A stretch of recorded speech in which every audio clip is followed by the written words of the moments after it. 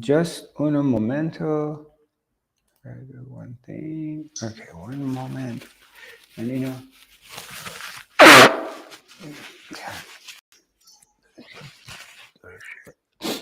okay. So, Amir, can you mute everybody? Good. All right. Well, welcome to the 5D Academy of Higher Consciousness. I'm Zarathustra, broadcasting live from sunny Los Angeles. So we haven't seen each other for a couple of weeks. I'm excited that we're together, and hopefully in the future we won't have any interruptions, God willing, and we'll continue on our academy broadcast. So I have a topic for this week. I'm trying to figure out how to name it, and I haven't figured that out yet. So why don't we do this? Why don't we do a meditation, and then while doing the meditation, I come up with the name of the topic. I know what I want to say, but I don't know how to put it together. Okay?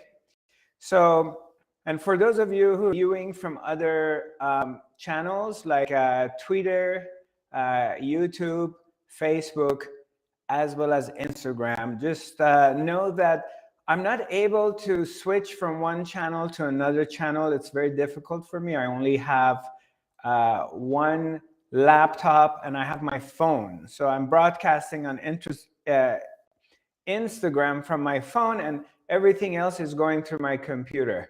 And if you want to connect with me and talk to me, the best thing to do is to come through our academy and register via my website, zarathustra.tv. And then join the academy and come on the Zoom.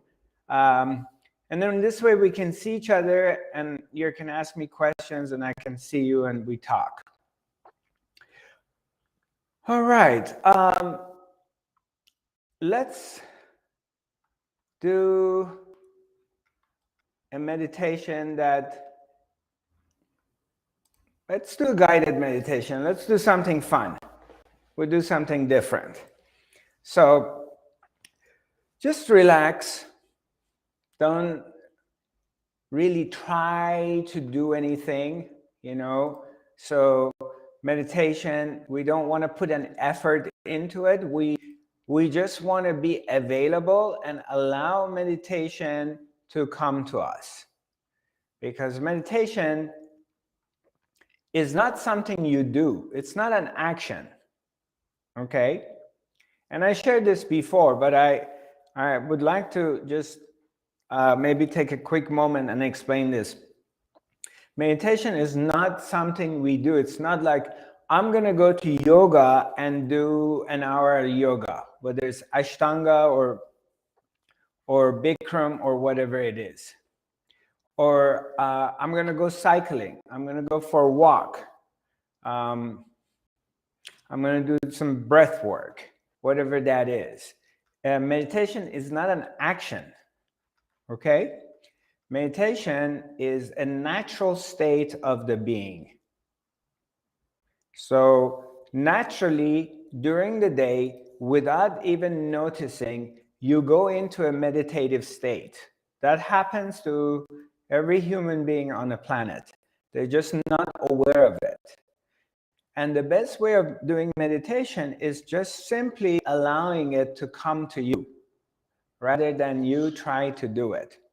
Now, meditation doesn't have any looks.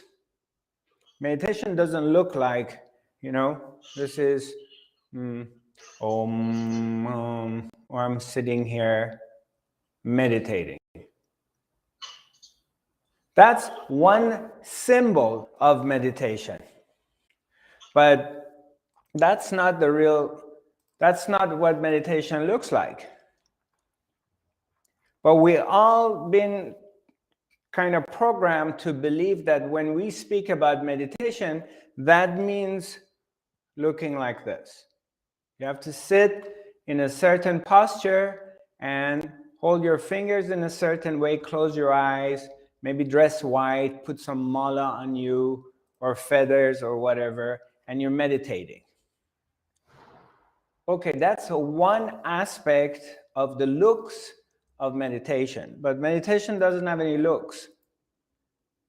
It doesn't have a posture. You can be running and go into state of meditation. You can be making love and go in meditation. You can be eating food and go to meditation. You can be driving your car.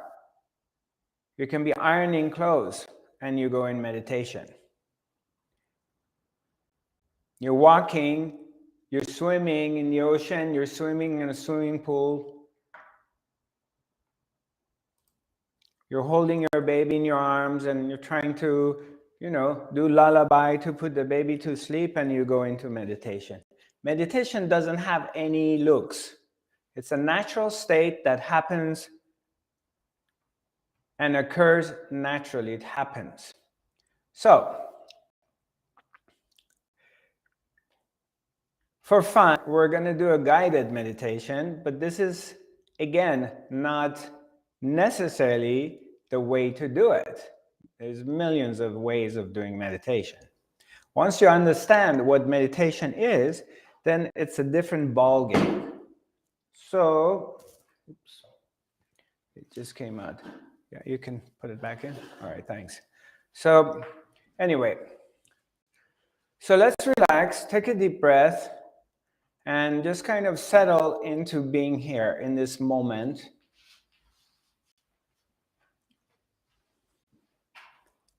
And simply bring your attention to your third eye. Bring your attention to this point. And you're just sitting there, you got your eyes closed, you're relaxing, and you're allowing. You're allowing yourself to simply be here right now.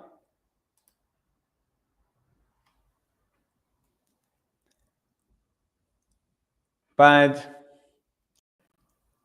be here without an agenda. Be here without trying to get anywhere. We're not trying to get anywhere. We're not even trying to get to God or becoming enlightened. Those are all concepts. We're simply here in this moment. You're here because you can't be anywhere else. This is the only place you can be, and you can only be yourself. You can't even be anybody else because everybody else is taken. So you can only be yourself and here.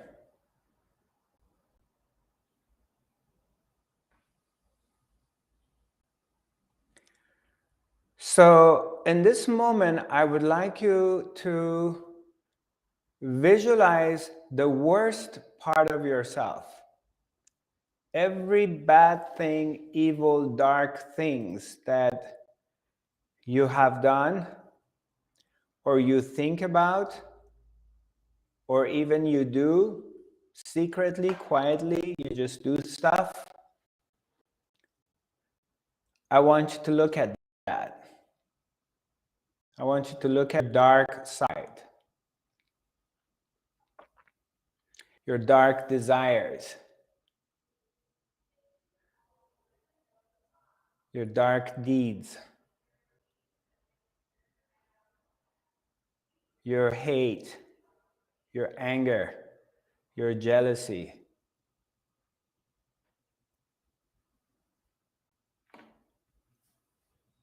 Your shortcoming.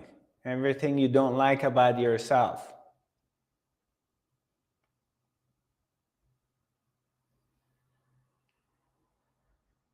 I want you to look at it.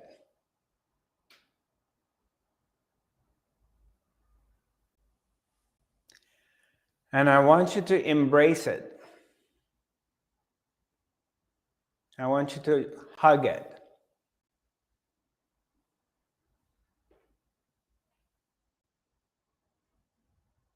kiss it, hold it, make love to it.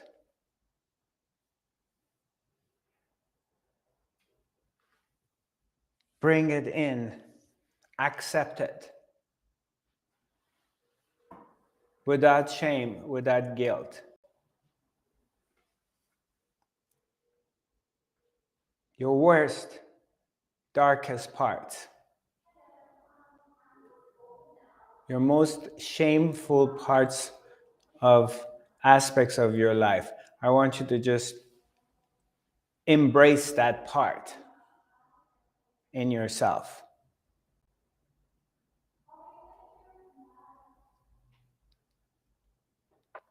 And sit with it.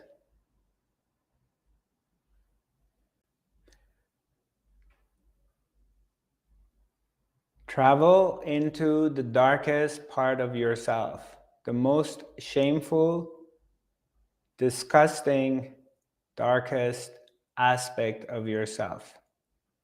I want you to go into it.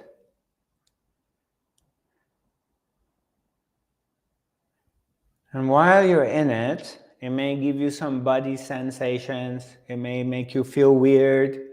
It may create some issues in your stomach.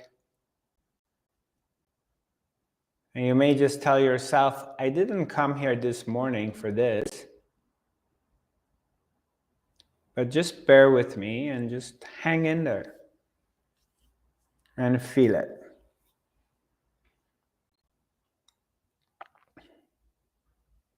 And simply be aware. Be aware of this dark part. But when you're in this dark part, for a moment, try not to judge it. Try not to be judgmental of your dark part. Simply be aware of it. That's it.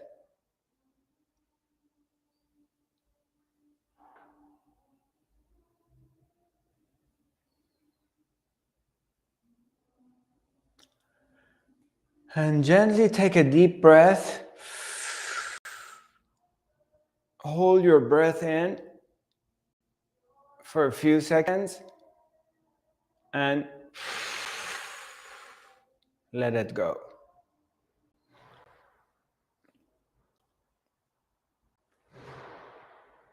Again, take another deep breath. Hold it.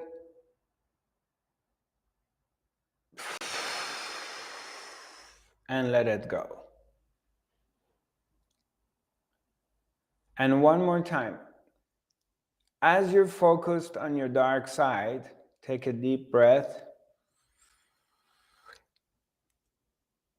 Hold it. And let it go.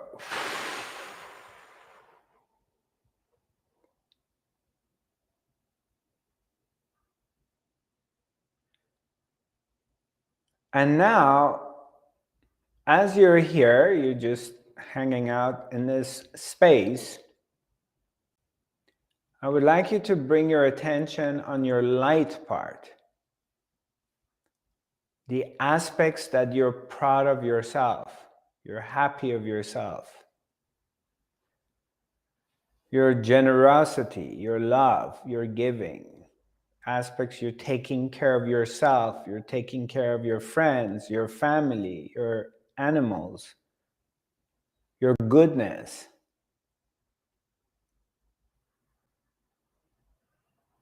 All the good stuff you do or you did or you've done for other people are your well wishes for humanity, for yourself, for your community,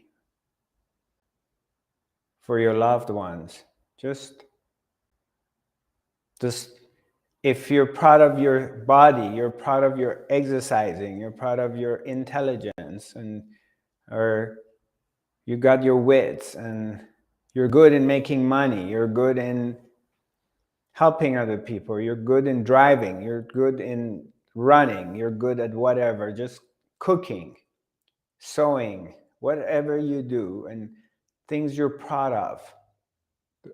Just go in there and embrace that and sit with it.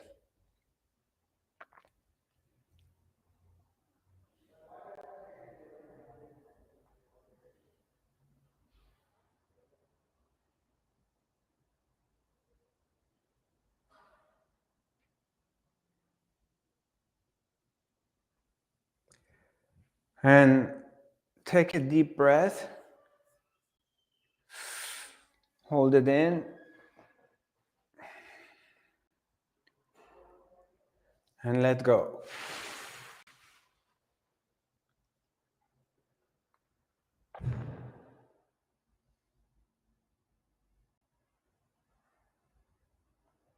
And again, take another deep breath. Hold it in for a few seconds and let go.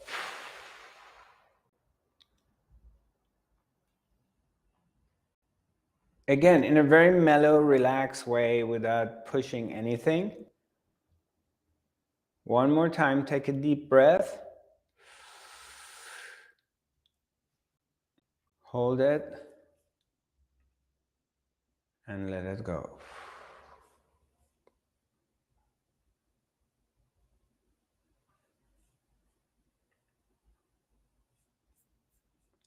And just hang out here.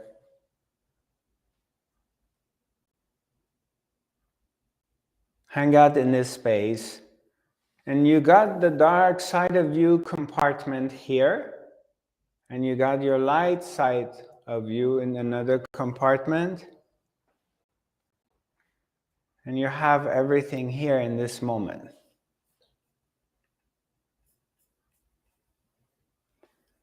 And just hang out with it.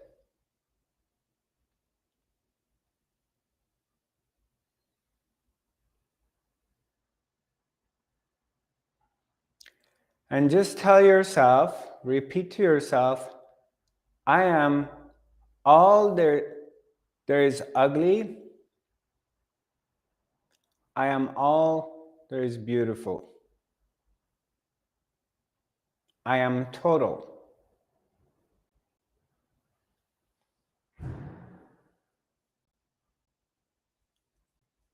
I'm all that is ugly and I'm all that is beautiful and I'm total. It doesn't have to be exact same words, but it's the same concept. You are, in this moment, embracing your light and your darkness.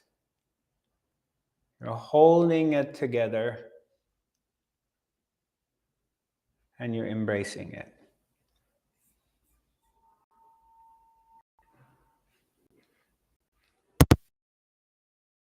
Hang in there. Just allow the breathing happens naturally. And I'll be right back while you're meditating.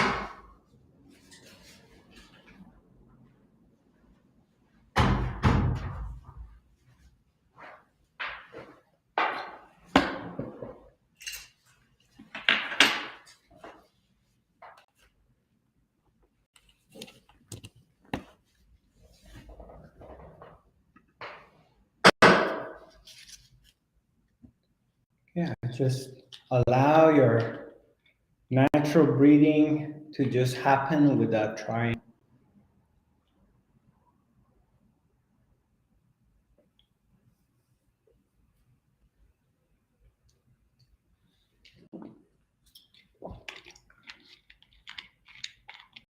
Without trying to get anywhere and accomplishing anything. We're simply here in this moment.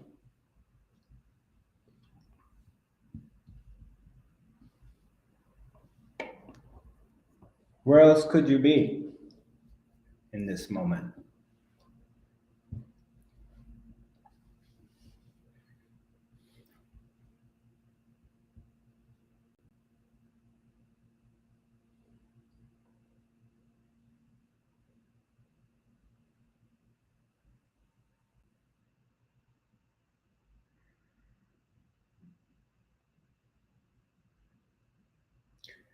And as you're just here and you have your dark side on one side and your light side on one side, they're both here, your dark, your ugly side, and your light and your beautiful side. I would like you to imagine that you are rising above the both. You're kind of floating and start to rise above your dark side and your light side. You're rising above it.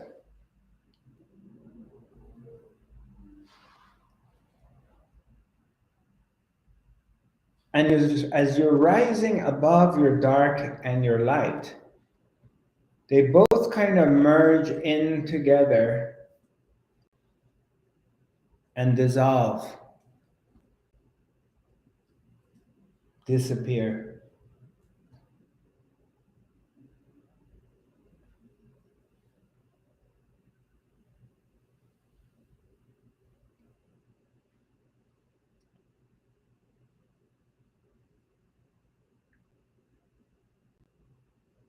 You have gone beyond the light, the dark, the ugly, the beauty. You have gone beyond that. And as you rise above it and go beyond the dark and light, you enter into silence.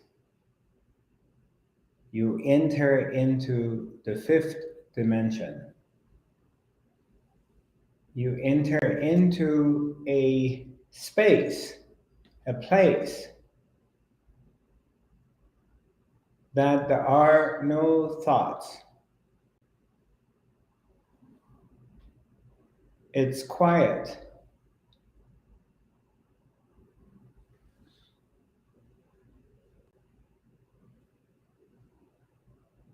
There is no judgment about the good or bad. There's no ideas.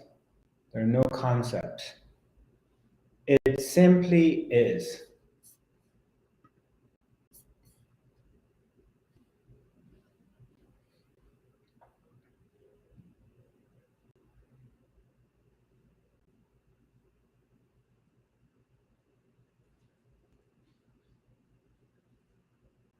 Simply is. Here.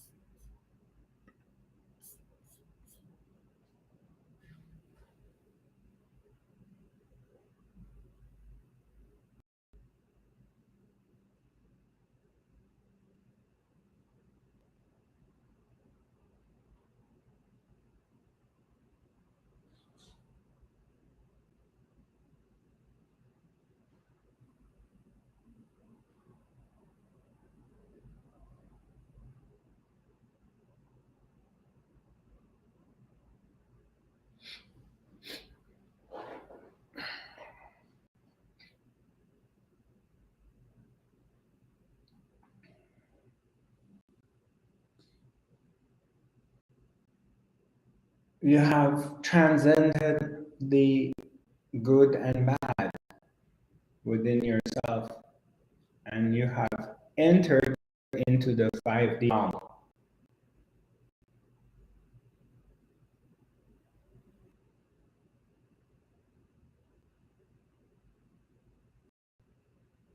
The dimension of silence, the dimension of calmness, the dimension of stillness, where there is no thoughts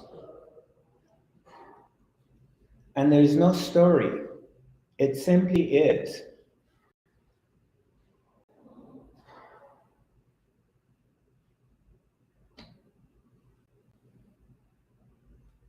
You feel blissed out, peaceful, and a part of you wishes you could stay in this place all the time.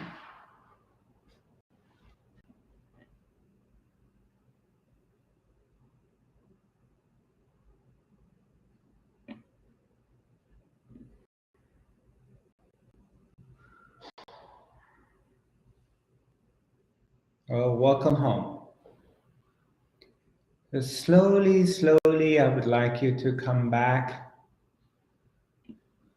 Bring your awareness back into your body, into the world.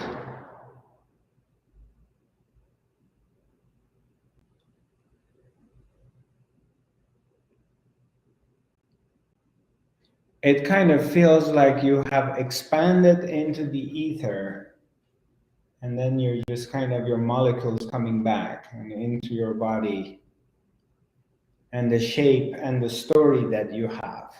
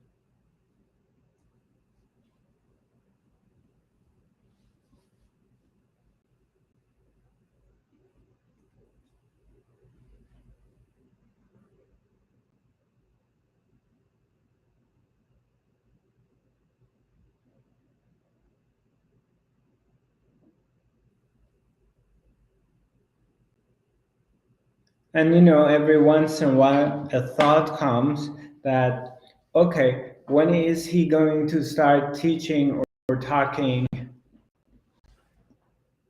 Are we going to sit here in this place of meditation or limbo, or what are we supposed to do, or what's going to happen? And just know it's a thought. A thought comes. And there's an anticipation that something needs to happen, that Zarathustra is supposed to do something or say something. So your mind will come and distract you and take you out of where you're at, where you're in this place of just simply being here in this moment, and there's no story in being here. You just come home, you sit after a long day work, you've gone shopping, you did this, you did that, you went food shopping, you made your dinner, you fed your dog, your cat, or your partner or kids, and now you just sit on the couch and you want to watch a Netflix movie. And you're just kicking it back, you relax, you got your glass of wine or glass of tea next to you, and you start the movie and you're watching your movie. and you're really like happy. You don't want anybody to disturb you. You don't want to answer phone calls. You're not interested in someone come and knock on your door, your house, and wanting to visit you. You just want to kick it and chill out and enjoy the movie. And in that moment, there's no story. You're sitting there watching this movie, and it's a great movie or a series, something you're watching, it's really fun. Here are some TV shows: The After Party, The Last. It's interesting. And so you're sitting there, you got your feet up on a table, you're just sitting there, you're drinking your tea or drinking your wine or smoking your joint or whatever you're doing. And you're watching this entertaining TV series or movie, and it's like you've got the world in that moment. You don't want to go anywhere, you don't want to talk to anyone. You're just absorbed into the screen of the computer or TV screen,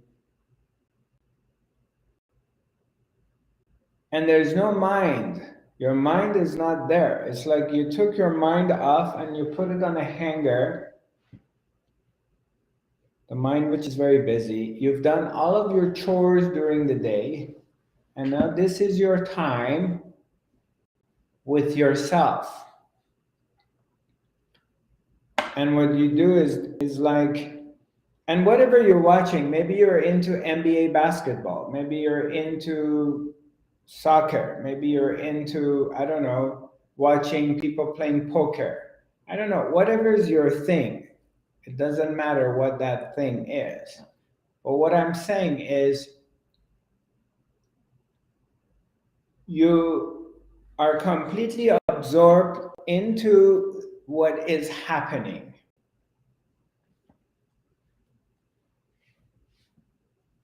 And there's no thoughts about it. And I want you to know in that moment you're in pure meditation. Because you are one with what is happening. There is no doer in that moment. You are not doing something. It's not like you have to put an effort to sit there, kick back, have your cup of tea in your hand. You got a couple pillows and you got your blanket on. It's nice, warm. You're watching a really interesting movie. There's no effort. You're not doing it. It's happening. And you become one with the TV screen. You become one with the movie. You become one with the couch you're sitting on, your cup of tea, with the blanket on you. Everything becomes one. And that is a happening, an event happening on consciousness in that moment. Something is happening on the big screen of consciousness, and it's completely in harmony and without anybody trying to do anything or going anywhere. So I'm saying this to you in this moment so you get an understanding of how meditation happens. And meditation doesn't have looks or shapes. It's a natural state that happens automatically to every human being without a title.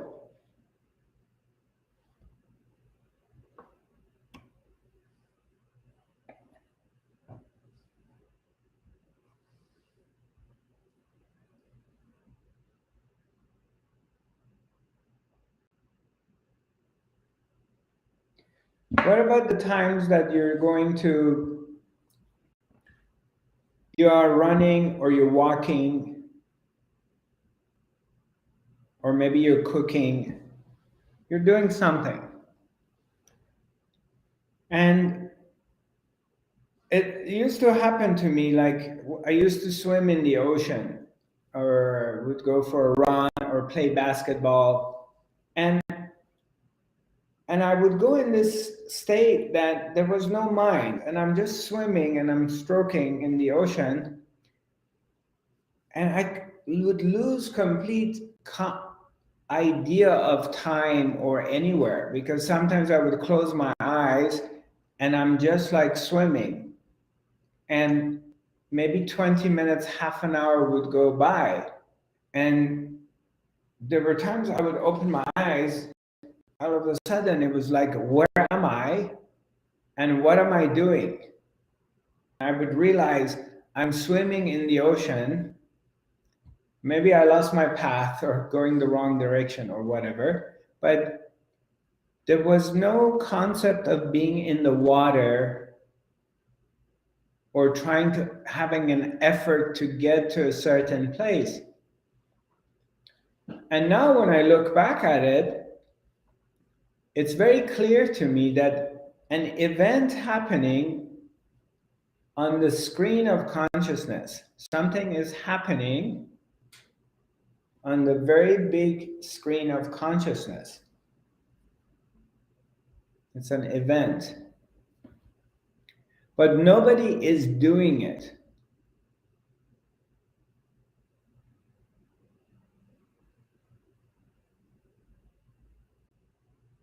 Something is happening, but no one is doing it. It's like, again, I'm going to bring another example. I'm going to throw a few different examples to you. It's just the examples is to help you to grok, to get it. It's for you to click. Maybe some of you got it a lot quicker. Maybe some of you are still not getting it, or it's okay. I just keep throwing different things at you, hoping that one of them will help you understand. I don't know what is happening with my Instagram. Maybe it's the Wi-Fi. Can you take a look at it? I'm sorry, I apologize. I don't know. It just keeps popping out. You can take it. Here. Don't mind.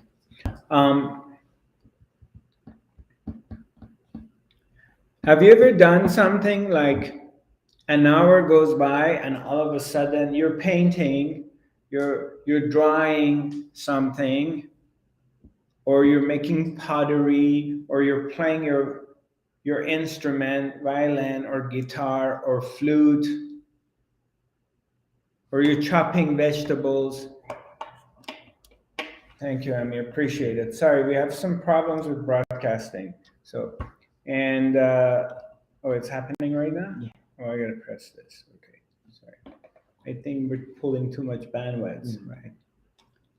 And you're doing something, and then half an hour, 45 minutes goes by, and all of a sudden you come to yourself, and you're just wondering like, oh, where was I? But you chopped all the vegetables. But you have no recollection you did it. It just, everything happened.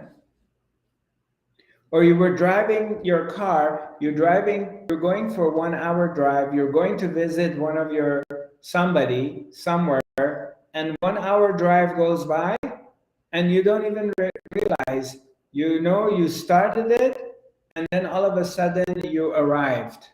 And you kind of wake up to yourself that, oh, where was I? How did I get here? Has this ever happened to anybody? Anyone? Yes? No? Hello? Are you there? Did I put you to sleep? No? Okay, you're awake. Yeah. Well, how does that happen? How does that happen? What happens? How do you explain that? Anyone here would like to make a comment? Anybody would like to give me some feedback? It just happened. Okay. So, was it? Okay, Elijah, tell me what happened. You want to talk? It's just happening. It's because you become with it, and then it's like you get like absorbed. You get like one with the time and space, and it's just happening. Right, right. You become one with everything. Right. And then it's Yeah. So when you become one with everything, where are you? It's like here and everywhere and nowhere. Okay, here, everywhere, and nowhere. Great. And who was it? There was I heard the voice of a man. What? What was it? You, Erkan? Did you say something? You're breaking up a bit. Yeah. Can you hear me now? It might be. Maybe we have to have your computer or your phone in here. You're connected. Okay. Can you hear me now?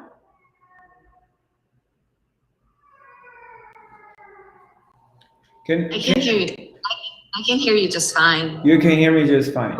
Okay. Right. No, I can hear you as well. Okay. One of the things is that when you see that the observer is not fully here, it's like spreading. If you make a sandwich and you take some butter and you spread it really thin, it almost becomes invisible. So you go from being a part of the equation, the you that you call you, as it's within somewhere in your system. You just spread it and spread it because you're observing on so many different levels at one time. You are in the energetic plane, you're in the body plane, you're all over. Then you become one with everything. Okay. And you are fully there, and you are just centered, but you are still not there. It's the being of not being. Right. Yes. So we're explaining this in different ways. We're using different words to point out to the same thing of a natural phenomena happening on its own accord, and no one's doing it. Like you're driven for 1 hour from your home, you're going to visit your parents or your lover or whatever, and you got in a car and you got to your family's home and you don't know how you drove. You just got there, but everything happened perfectly, but there's no recollection. You weren't even talking on the phone, you just got there.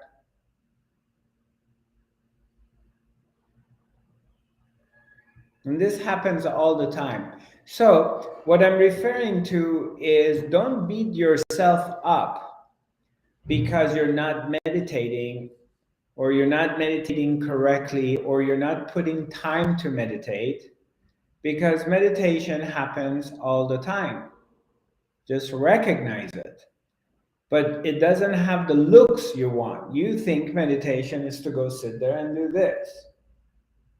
Maybe that should be the title, because we're talking about meditation. Sure. And I think we had the title of meditation doesn't have any looks, but we just need to look into and change the title and come up with a different title. Yeah, we'll figure it out. We'll manage it. I was going to talk about something else, but see, I was planning to talk about something else, but this is what's happening. So, and that's a part of the whole thing. You have an idea, you want to do something, and something else happens.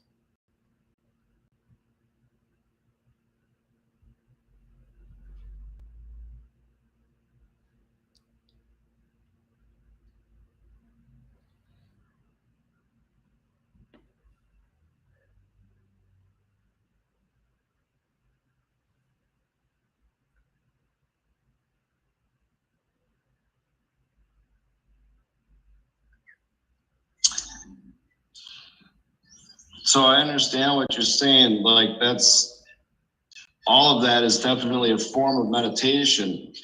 But like if you look at like what the monks do, or like in temples or Tibet or something like that, and they're focusing on meditation, I would assume, a lot.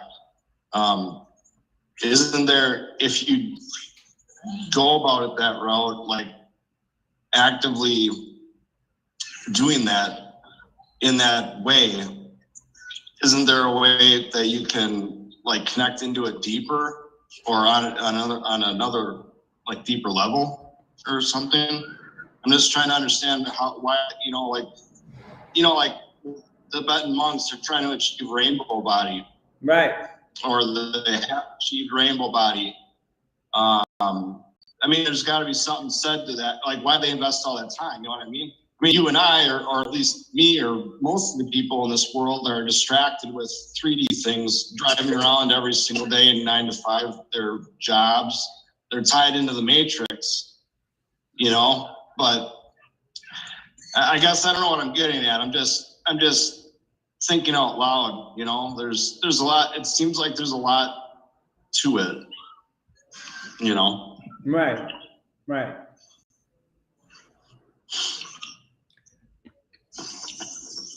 But yeah, I mean, it's good to know that we are actively doing meditation, even maybe not even realizing it.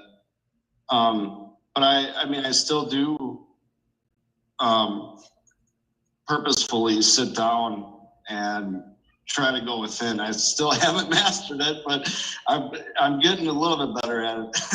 Right. But I hear stories of people connecting to, higher dimensions, like way higher dimensions, and having experiences. And I would love to experience that, And I mean, I don't believe that all these people are just out of their mind and making it up. I mean, there's so many people that, Right.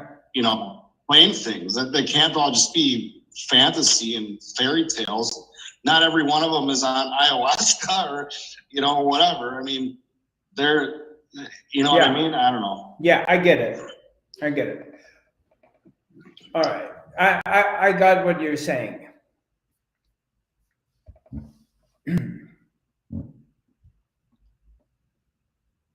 But my destiny is not to be in a monastery, neither as yours. This is my destiny, to be in the world, in the 3D world, to do this work and whatever, and go through life challenges rather than be sitting in a monastery and supposedly meditation. I mean, when I do Vipassana or I'm in places like that, the only thing I think is sex. When I have to go sit somewhere and meditate, all I'm thinking about is sex. I can't think of anything else. That's the only thing happening in my mind. So when I get out of here, how can I get some sex? Or what does her body look like? Or what does that girl, when she gets naked, her different body parts look like? Or how does she gonna be like in bed? That's all I think about, to be honest with you. So I don't know how helpful that is, that kind of meditation, to get me closer to God. But when meditation happens naturally for me, is the total disappearance. I disappear, but I still am here.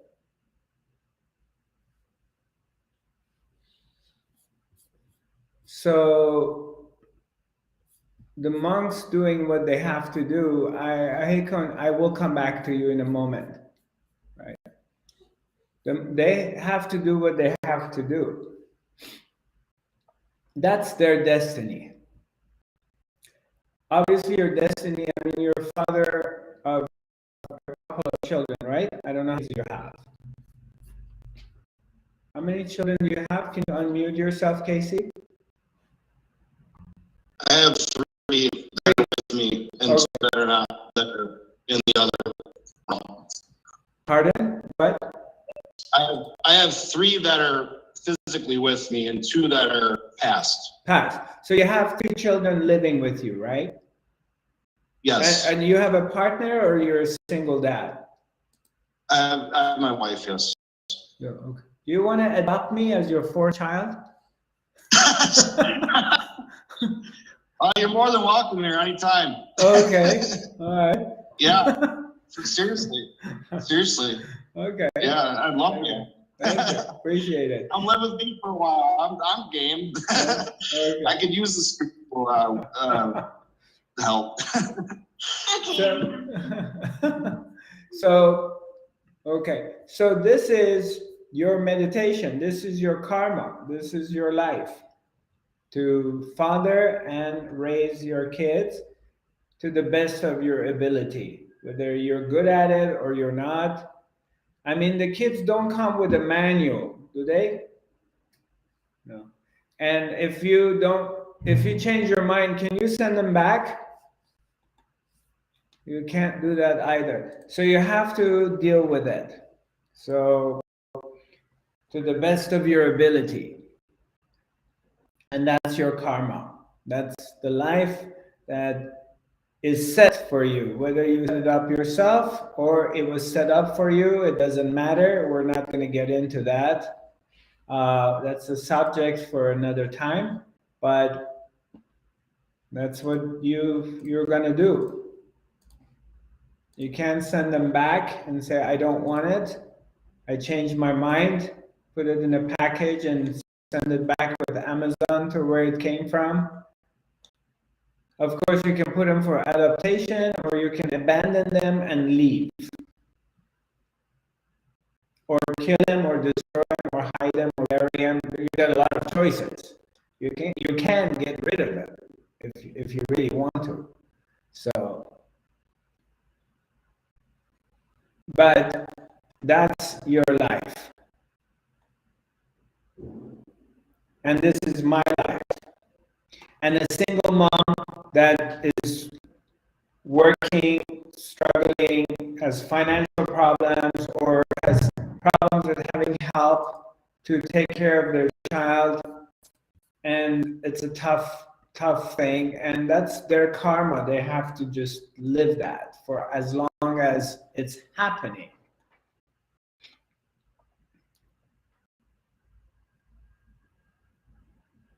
But that doesn't mean awakening doesn't happen. Self-realization is not possible because I'm not in a monastery in Tibet. I'm not in India with my guru. I am in the world.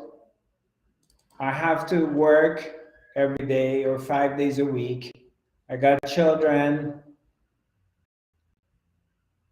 That doesn't mean you're not going through an awakening process, and it's not possible. It's the recognition of this is your path. Recognizing that. Whatever that is, whatever work you do. Because I have people come to me, I used to think that, because I was in insurance industry, I was selling insurance for 20 years. I started as an agent, and then I had my own company. And I thought it was not holy, it was worldly. That work was worldly. But then I realized after I did it for 20 years, and then 10, 12 years into it, 30 years into it, I started to realize that selling insurance, life insurance or health insurance, is no different than being a spiritual teacher or being in an ashram sitting with a guru meditating. I realized that there's no difference in any of it.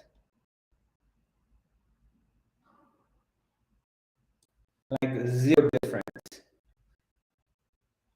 Because I started to realize God is everything and everywhere, and I'm serving. by sitting in my car. I live in Sedona. Sedona is 2 hours north of Phoenix, and it's kind of rural Arizona.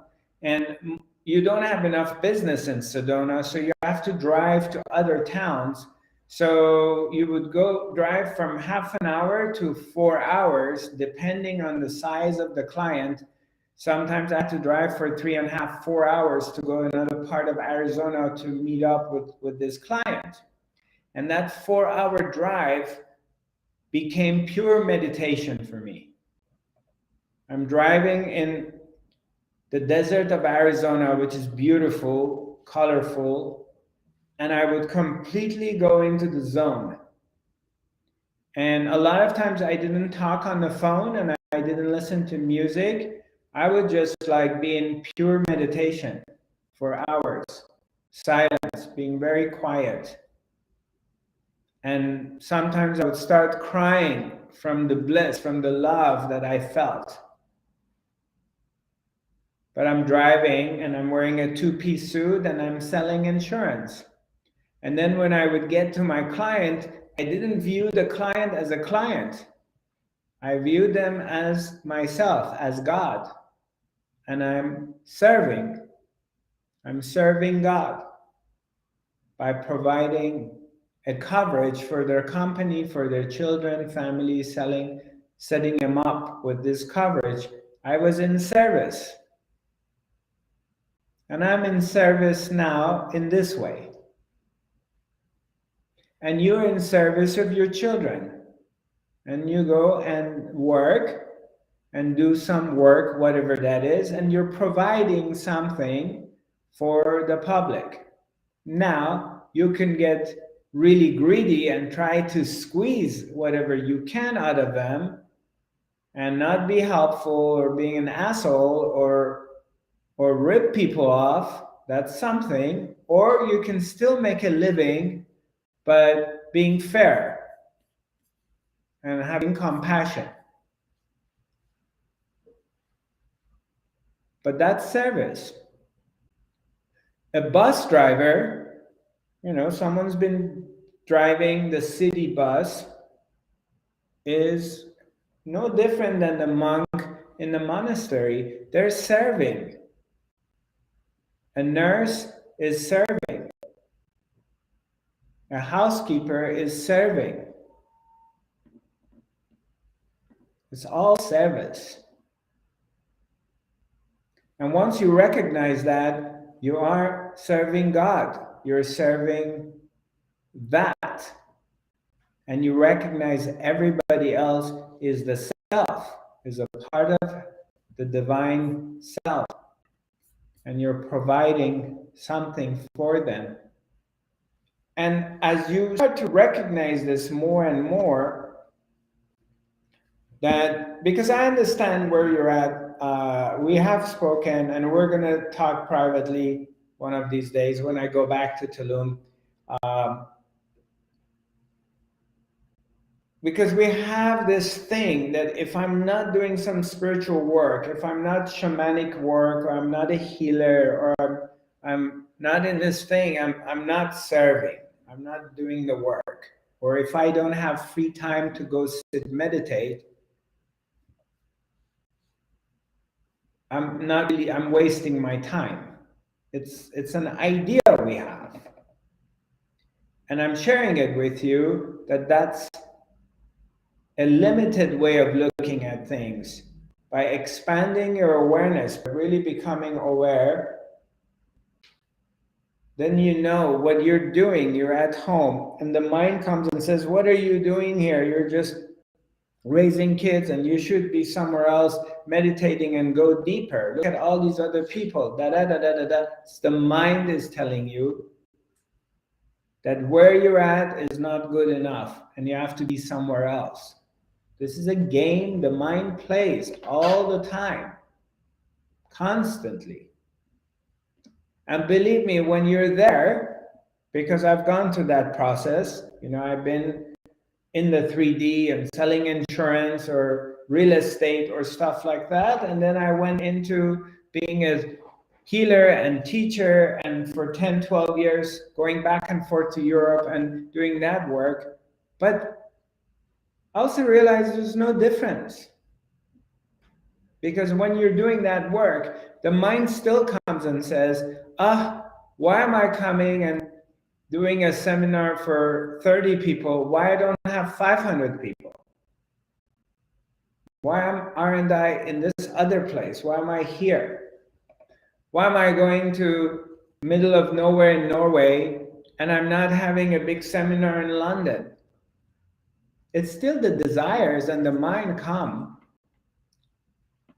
Why am I making this much money for all this work and I'm not making this much money? So and so is making so much money and they got so much fame and so much help.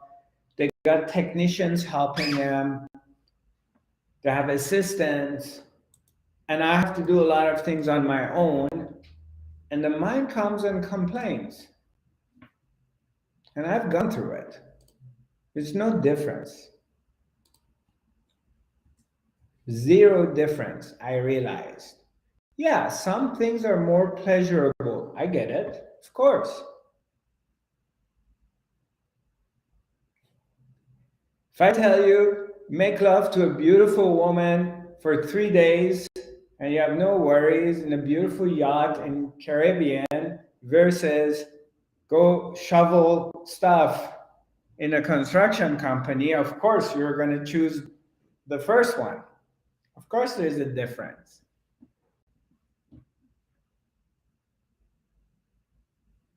Of course we have preferences. I prefer easy, luxury, simple things over hard stuff, hard work. Yeah, of course there's a difference in that.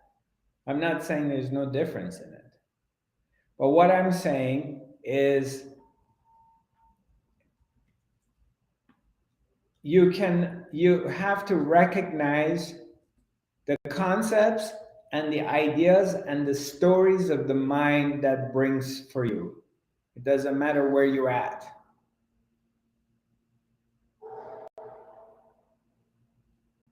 It doesn't matter how many objects you got. You got the car, you got the house, you got your second house and third house, and you got tons of money. But now you have a lot of worries come with it. Oh, what are we going to do with our homes? I'm afraid maybe now I'm very wealthy and known, and they may come and steal away my kids and they want ransom for my children. What about my beautiful wife? I'm getting older. Maybe she finds a younger man. How do I hide my money so I don't have to pay taxes?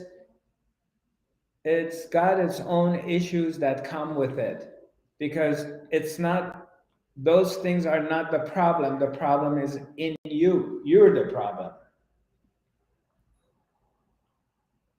Because we haven't learned how to stay in a place of the witness, how to stay in this place of awareness, simply being aware of all this stuff arising, coming and going, coming and going.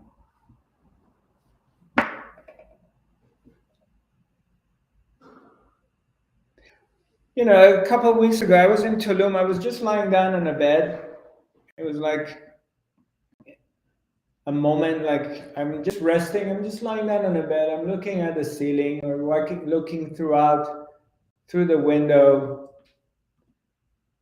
And there was just no thoughts. It's just hanging out there. You're just looking. Just lying down there. Just relaxing. And then the pandemic story came. And I was just looking at the whole story of pandemic. The whole event. The whole scenario of what is happening. And I was just looking at it like, It's like, it's another story. Another event. An event, okay? Let's say You are where you're at in the middle of America, Wisconsin, I think you said, or something like that, or Shadi, or one of our Shadi, the two Shadis we have, they're both in Toronto. Heinz is in Frankfurt. Elijah is in Gothenburg or near Gothenburg. Candace is in New Jersey. And you are going to go fly to Sweden and go to Zarathustra's seminar for 1 week. So you're going to pack and get ready and fly and travel and go for a seminar. So you get ready to go for an event. And you go and you attend the event and you come back after the event. And where do you come back to? Where do you go back again? You come back home, right? So you went and participated in an event and you come back home. And that event is over. But you're back where? You're back home with yourself again. So an event happened. So I'm just lying down in the bed, I'm just kind of looking at, just checking things out, everything's quiet. And then all of a sudden the thought comes of an event called the pandemic happening at this period in my life in the world. It's another event happening. It's an happening in where? Where is it happening, this event? Where is the stage? It's in the world stage, correct? Yeah? It's happening in the world, correct? It's during our time, happening in the world, called the pandemic. Do you think it's going to be going on for the next 5,000 years? Or it's going to end in the next 20, 30, 40, 50 years? Anybody?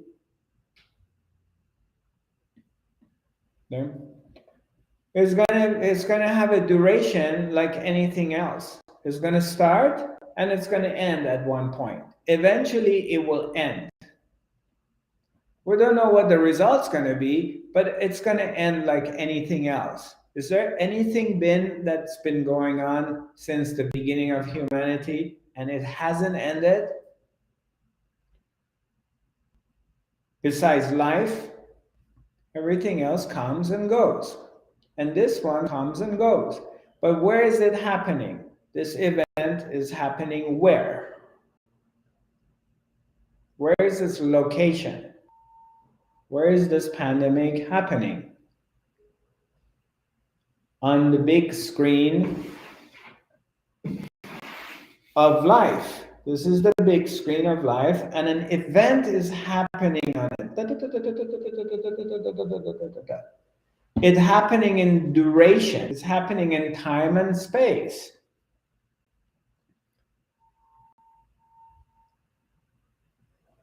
It's happening in time and space. But what if you were able to transcend and come out of time and space? Then what? What will happen to this event?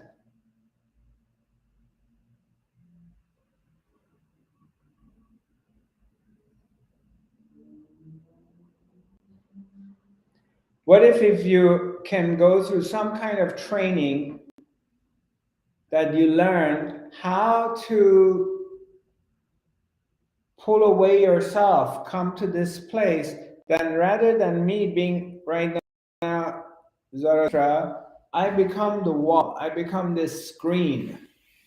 I'm this screen in the back.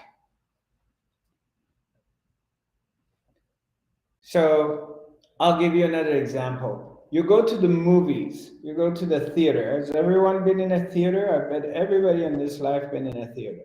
So you pay your 10 bucks, 15 bucks, you go sit there and you wait, and then the lights will go off, and then after the movie starts. and you're watching this magnificent movie. Let's say you're watching Gandhi, for example. You're watching something that's really touching. It's amazing. It was fantastic. Well done. I mean, everything has been well done. And you're watching it for 2 hours. And it's so touching. And you're just like really lost in this movie. And in this movie, there is love is happening, and people fall in love with each other, and they get separated because there's war, and there's people get killed and die, and all kinds of things happen in this movie. And then at the end, when the movie ends, it's over. What happens when you're in a movie and the movie ends? Anybody? The lights come on and the projector stops. And when you're looking, what do you see? You see one big, huge white screen. Correct? It's a big white screen that they're projecting the movie on the screen. Yeah? Yes? No? Are you here? Yeah. Okay. What happens to the screen? Where is the blood on the screen? What happened to those cars that they blew up? What happens to the people that got killed? The screen remains pure, white. Nothing has happened to the screen. Nothing. And then next week they bring another movie and another story happens on that theater, in that movie, and they're projecting it on the white screen of the theater. But when it ends, nothing has happened to the screen. The big white screen remains the big white screen. And now we're in this theater of life. And in that moment of just sitting there and looking, it was like an event is happening in consciousness, but it's an event. And this event's going to end. It has a beginning and it's got an ending. But what does it do to the consciousness? How is that going to affect me? It was like zero. It's like I'm witnessing an event happening in consciousness. It's got a beginning and it's got an end. And it's another event that has happened in my life. Many things have happened in my life. They had a beginning and they had an end. Now, if I'm identifying with it, and I'm a character in the movie, then I'm affected. But if I know who I am, what is my true nature? How does that take away from my ability to witness? The pandemic, does it make me less of a witness or make me more of a witness? I'm still witnessing it. Something is happening. But it's not affecting my ability of being. I'm still the same being as I was before. And I'm going to be the same being after that. My beingness is not going to be more or less. My ability to witness and be aware is not going to be more or less. I'm still aware. And so therefore, I am free from it. It has no effect on me. Because I know who I am. And I don't need to go to a Tibetan monastery. It happened to me while I'm in the world, trying to make a living as an insurance agent or trying to make a living as a spiritual guru. Because the spiritual guru still needs to make a living. They still have to pay their rent. They still have to put gas in their car. They still have to pay their phone bill. No one's going to give anything to you for free because you're a spiritual teacher. Your landlord doesn't give a shit. You're a spiritual teacher. The landlord wants its rent at the end of the month. The phone company doesn't give a shit that you're a spiritual teacher. They want to get paid. And the gas stations, they want money for the gas in the tank of your car. They don't care.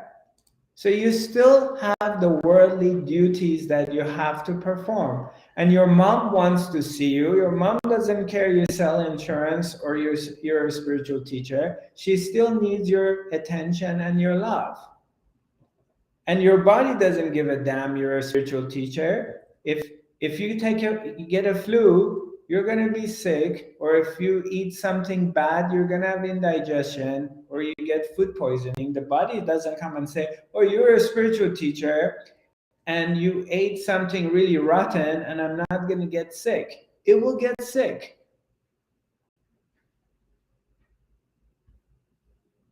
Do you see what I mean? Is this clicking? Is this like making any sense, or I'm just like blah blah blahing to myself? I don't know. I mean, just give me some indication so I get a clue, because I don't want to bore you and I just don't want to blah blah blah.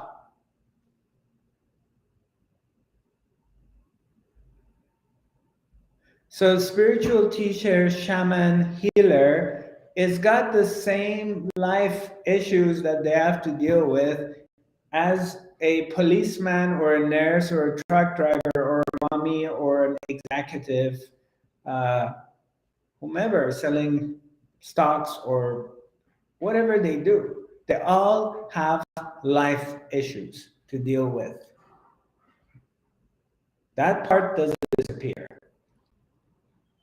And if your karma is to go to a monastery and sit there all the time, then that's your karma. But that doesn't mean you've been in a monastery for 20 years. Now you come out of the monastery and you go in the world and you're in the market, you're shopping, you're buying things, and somebody comes and hits you, tackles you. You know, they don't do it by mistake, they run into you. And the moment like somebody pushes you or something, all your emotions, you're angry and you're upset and you want to kill the guy who kind of tackled you. So what happened to all that meditation? Well then, and if you have not achieved inner peace, and your inner peace is conditional, that you're only sitting in a monastery and you're in inner peace, but the moment you go in the world and you're waiting in a line to pay for your grocery in Safeway, and some kid behind you is on the phone talking really loud, and you're so annoyed and you want to hit them in their head because they're so loud, then where is your meditation? What happened to all that 20 years and you were sitting like this, wearing red or white with your stuff, jewelry, and what happened to that? Then that has no value. It has zero value. You haven't accomplished anything because you didn't bring your meditation in the world. You didn't bring your meditation in the challenges of life.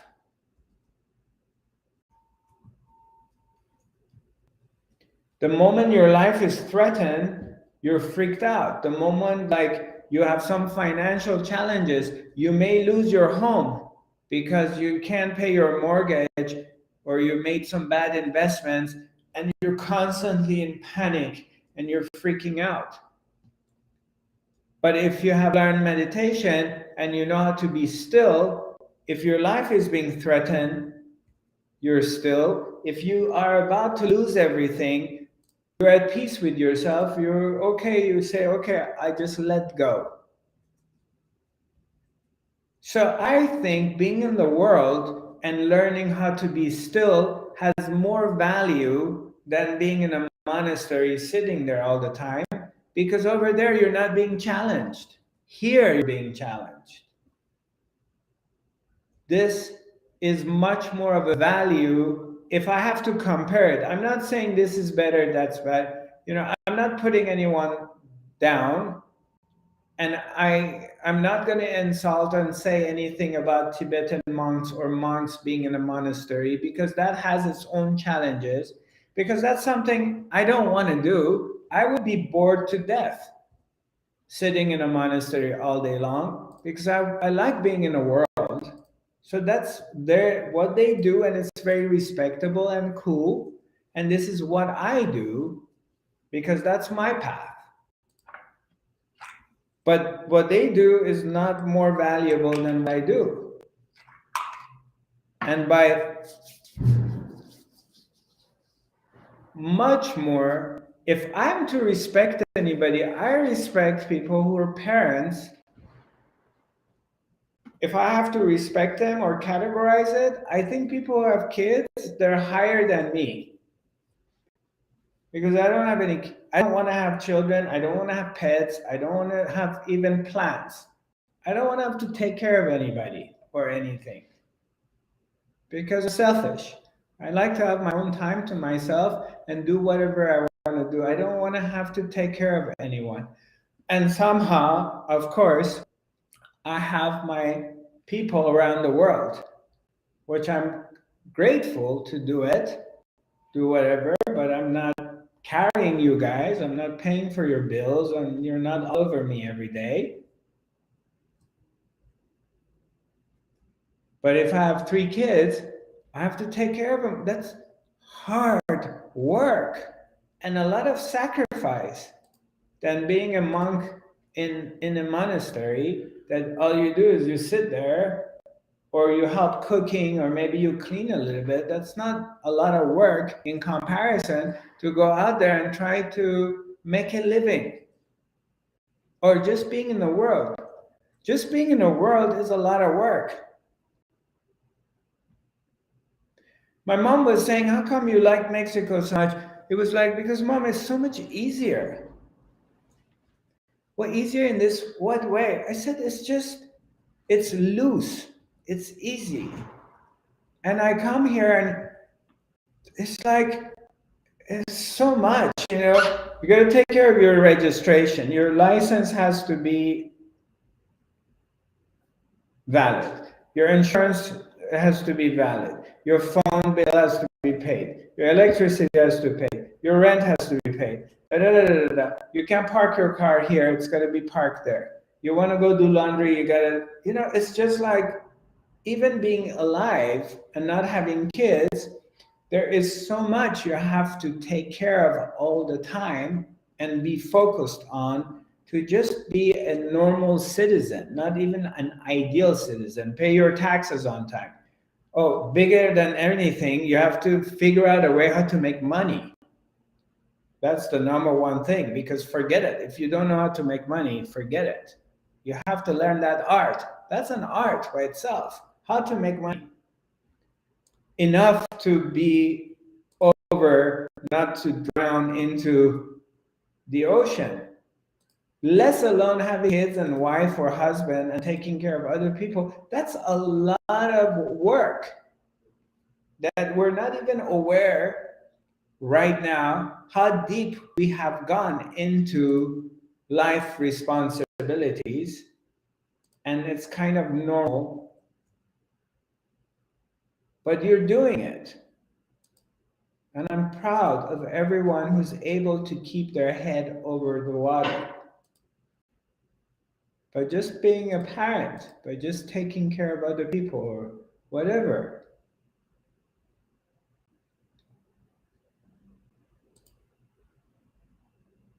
And that's, you change your perspective, recognizing that you are in a monastery.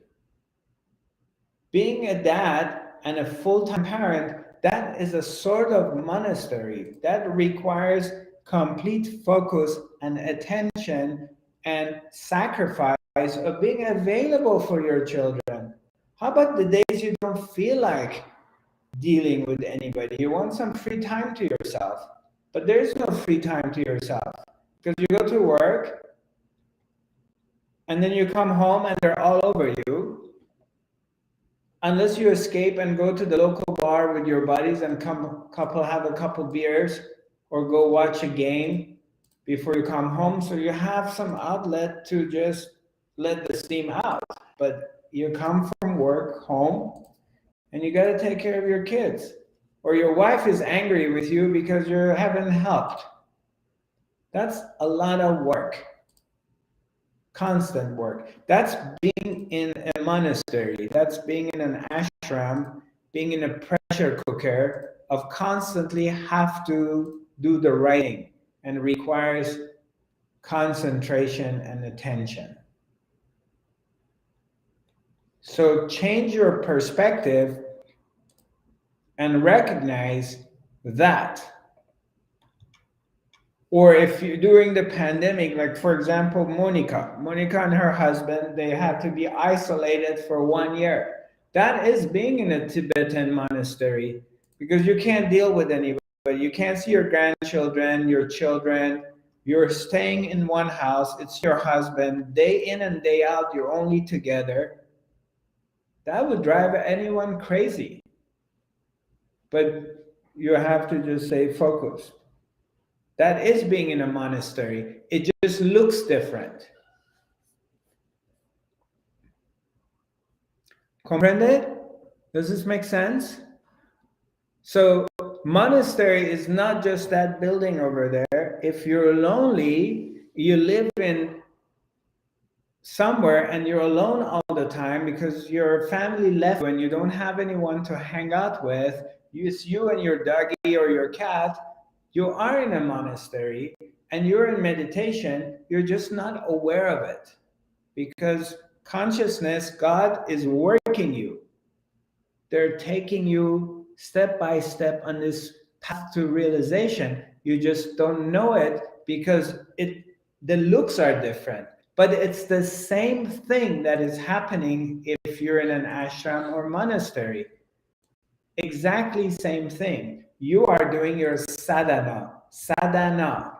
It's a Sanskrit word for those who have to do spiritual penance. They have to pay their spiritual dues.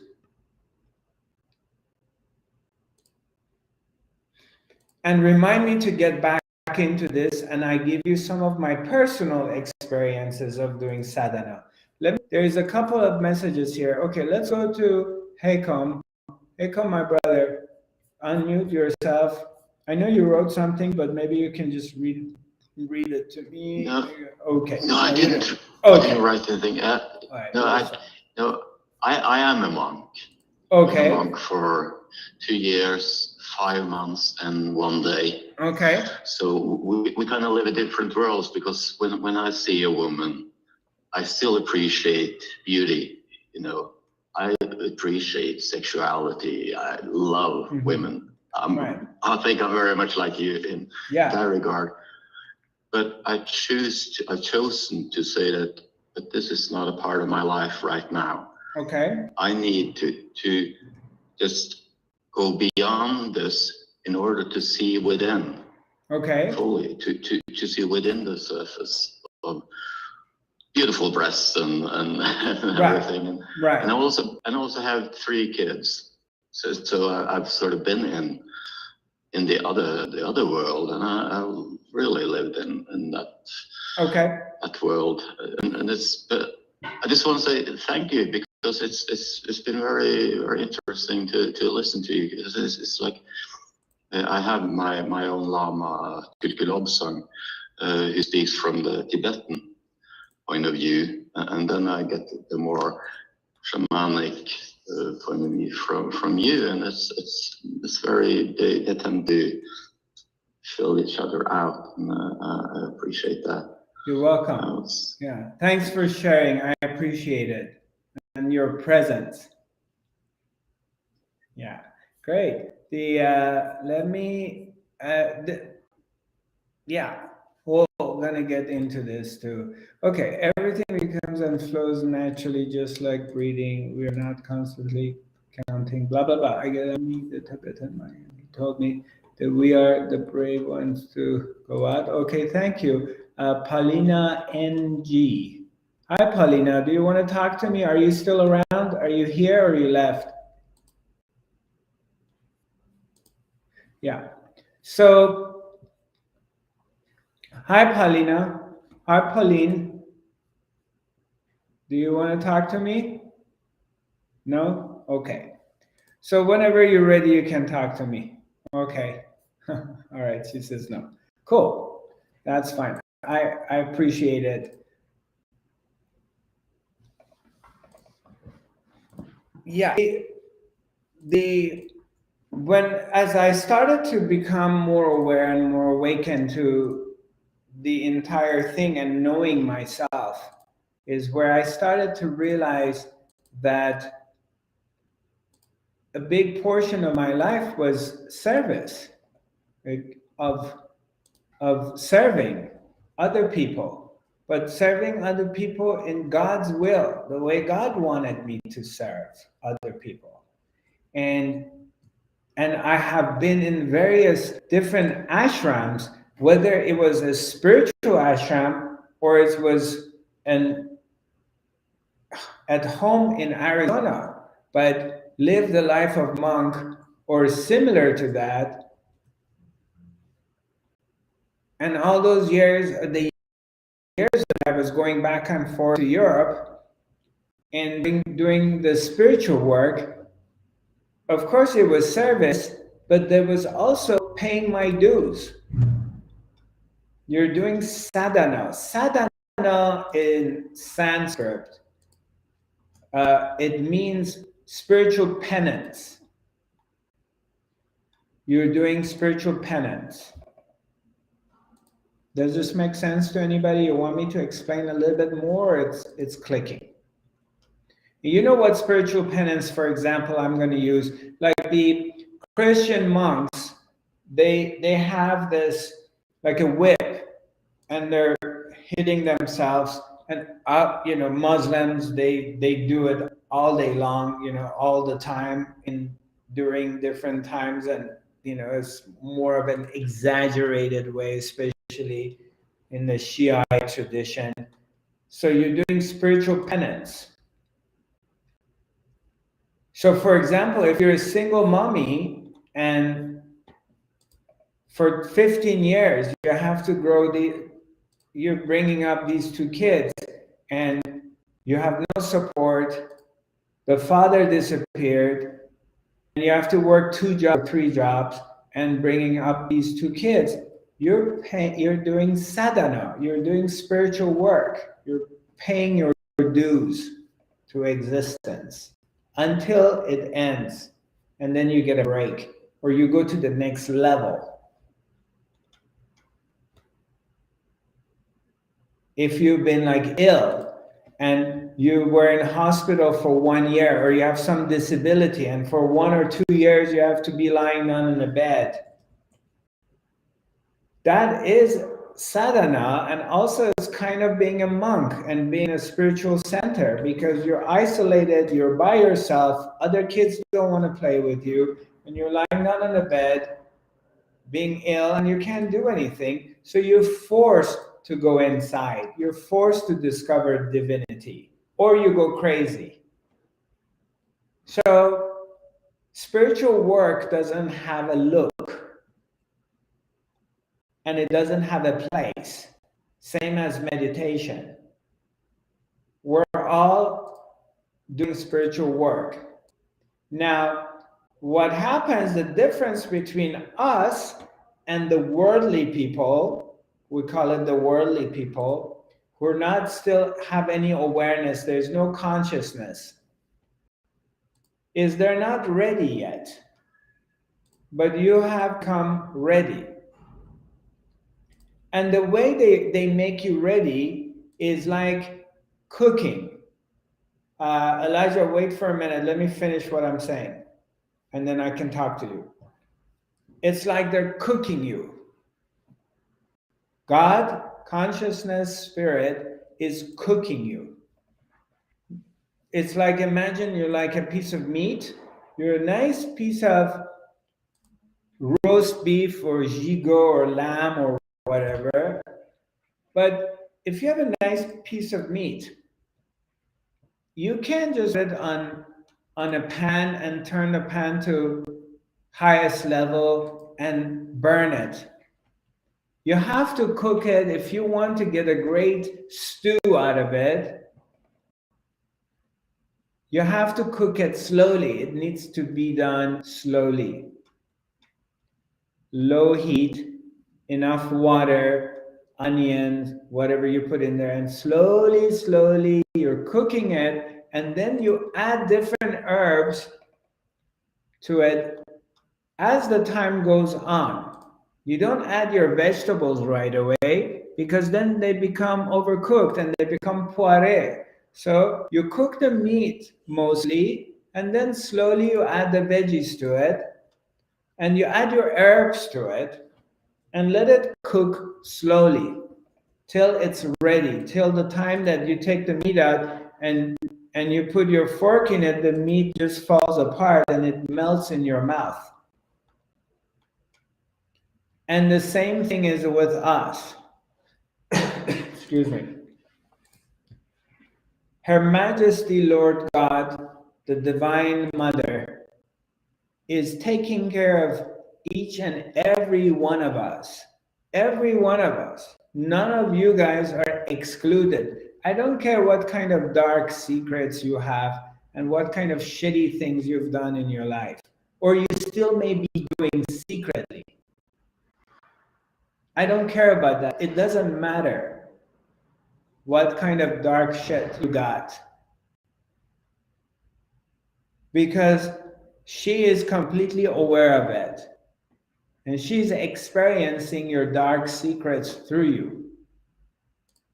So don't get hung up on that story.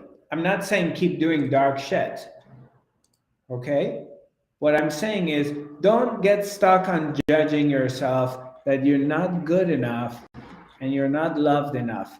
It would have been impossible for you to be here and hearing these words and getting this transmission if you weren't worthy to be in this level and to receive this information. It would have been impossible. You have never found your way here or to this information. And I'm not saying me giving the information. Anybody who has the ability of giving a direct transmission, you would never come across them because you're not ready for it. As simple as that. You're not cooked enough. So they are preparing us step by step, cooking you, getting you ready by sometimes putting you in pressure cooker, like when life gets very intense. Your wife leaves you, you lose money, all of a sudden you lost things and you're just really going through a lot of anxiety. Those are the moments you're being cooked. But now they need to turn up the heat a little bit up to wake you up and to kind of, it's like a purification process. You're purifying. And that's a way of saying it. But slowly, step by step, Her Majesty is walking you. It's like you're a baby. And she's holding your hand and is teaching you how to walk. And you fall down and you hurt yourself, but that's a part of the process. It's not malice intention. It's all of it happened out of love. Know that God is carrying you. God is taking care of you. And you only get as much spiritual wisdom and understanding as you can digest and handle. If you are not enlightening all of a sudden to be in a level of Gautama Buddha, is because you can't. You don't have the ability of absorbing it. All the fuses will burn. But you're taken care of and you're being carried home to the final destination within yourself. So you're being loved. Put this story out of your head that you're not good enough. You are worthy enough of Her Majesty to have chosen you to bring you to this point of understanding.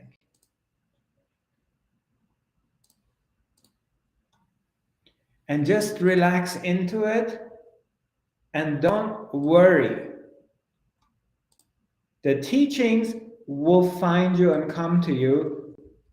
Don't worry like, oh, I'm in the middle of nowhere. I don't have access to going to seminars or seeing teachers. I don't have a guru. I feel lost. I don't do the work. You are doing the work. You're just not aware of it. If you're lonely, if you're isolated, if you're left out, that is the work. If you're successful and have a lot of people around you, that is the work. And the moment you forget and you lose your focus and you get lost and go into the world, believe me, they're going to bring you back. They're going to grab your ear and bring you back. Come back. That's the way. So we're all in very good hands. And I love you very much. And I appreciate your presence in my life because the love is going back and forth. As much as you feel you love me, I have love for you. And I appreciate your presence because you give me energy and juice and a purpose to continue this. If you weren't here, then I wasn't teaching. And I get a lot of joy from the sharing this, what I've come to understand. That really, in reality, in truth, is that there is no one here. It's just the one. It's only one of us here.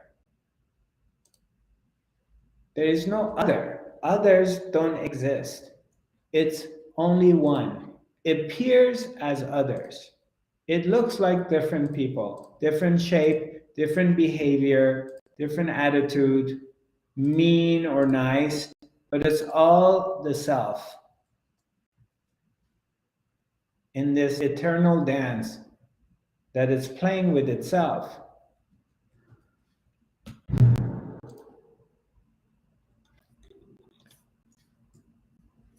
I am thinking we're coming to the end of the academy. I'm thinking about, I'm a little bit in a dilemma. I need your help. Maybe you give me some feedbacks. There's two things I'm thinking about. Is one I'm thinking is maybe I put a retreat this summer in Sweden, in Ore, where I used to, for 5 years, I had retreats there.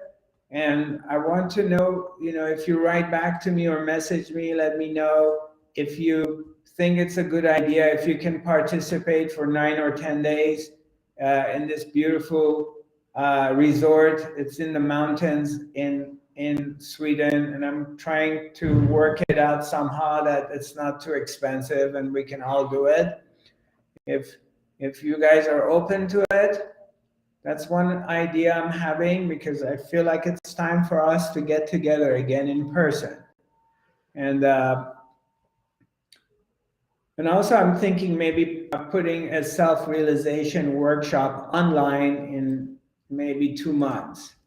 So I can help you, give you tools of how you can snap out of being a person, being identified with being a person in the world, to becoming the background, to be the screen, and fall into the observer, recognizing that you're the witness. You're the observer, not the story. So, I mean, that one is much easier because it's online and it's simple for me to do it.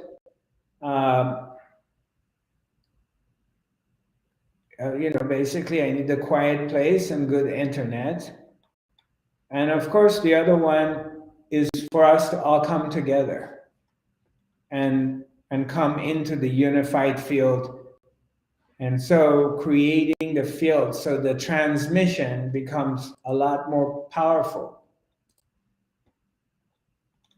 So if you give me some feedback, I would really appreciate it, especially about putting a retreat in Sweden. I was thinking about Sedona, Arizona, or Sedona. If I do it, it needs to be in September.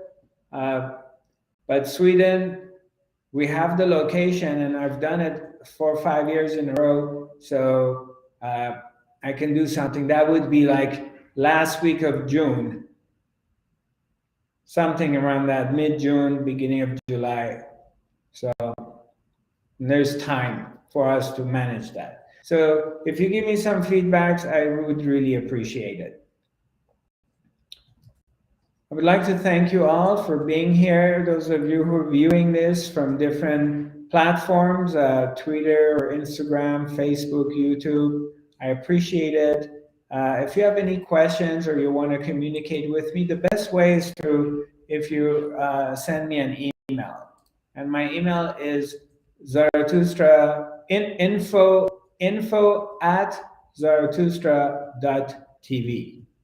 And all my social media pages are Zarathustra 5D, and my website is zarathustra.tv. So feel free to reach out. Again, it's best if you write an email to me. That's the best way, because it's hard for me to go through all these platforms. As much as I try to be attentive, it's hard to figure things out and answer back. So this way it's simple.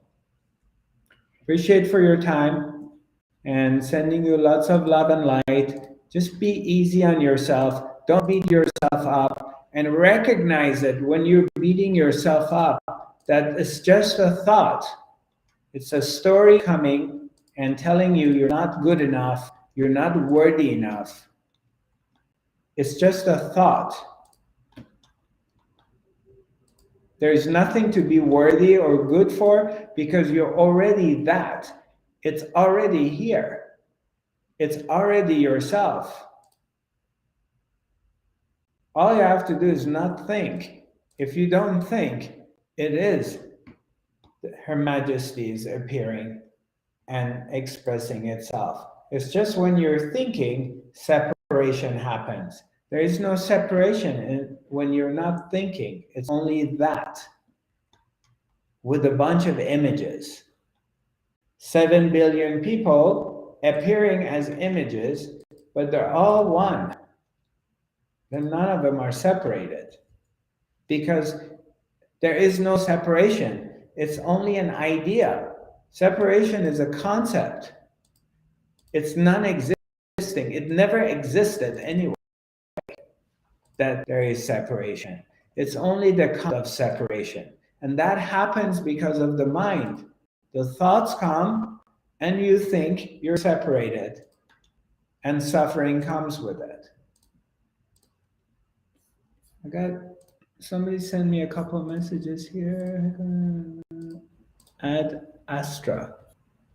I don't know what you mean by Ad Astra. So, Astra. Okay. To the stars. It means to the stars. To the stars. Okay. Great. Thank you. Whoa. Thank you.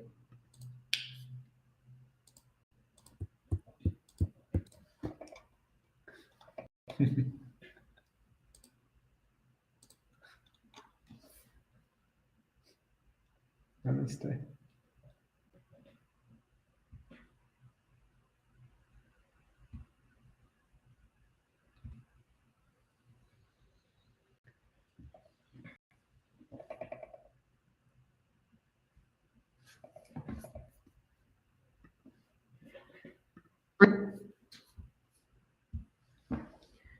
Namaste.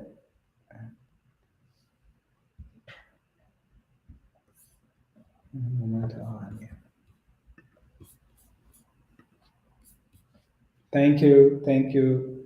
Namaste.